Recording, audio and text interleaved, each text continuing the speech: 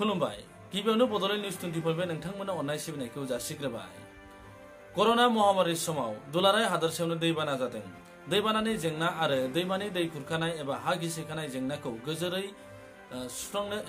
गोजोरैनो सुस्रांनायनि राहा लानो थाखाय आसामनि गिबि मन्थ्रि सर्बानन्द सन'वालनिसिम गोसोखां बिलाइ दैथायहरदों बाक्सा जिल्ला दुलाराय बर' फरायसा आफादा। बाक्सा जिल्ला दुलाराय बर' फरायसा आफादनि आफादगिरि नृपेन चन्द्र बर'नि दैदेननायाव दिनै रङियानि आइबि भवनाव आसामनि मन्थ्रि भबेश कलितानि आखायाव गोसोखां बिलाइखौ गथायनानै आसामनि गिबि मन्थ्रि सर्बानन्द सन'वालसिम दैथायहरो।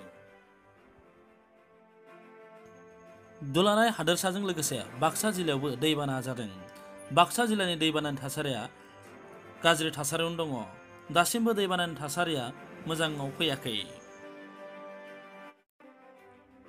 थांनाय साननैसोआव अखा हाबाय थानायनि थाखाय दुलाराय हादोरसायावनो दैबाना जादों। बाक्सा जिल्लायावबो दैबाना जादों।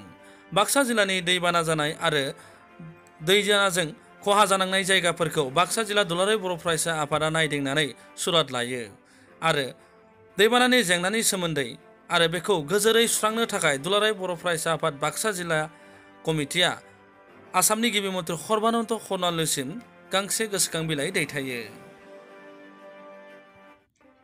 दिनै रङियानि आइबि भवनाव बाक्सा जिल्ला दुलाराय बर' फरायसा आफादनि आफादगिरि नृपेन चन्द्र बर'नि दैदेननायाव आसामनि मन्थ्रि भबेश कलितानि आखायाव गोसोखां बिलाइखौ गथायनानै आसामनि गिबि मन्थ्रि सर्बानन्द सन'वालनिसिम बे गोसोखां बिलाइखौ दैथायहरो।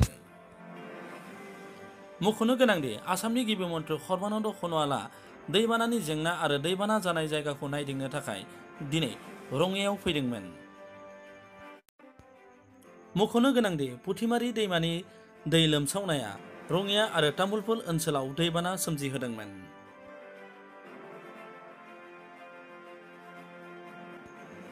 रादाबा एसेनोसै।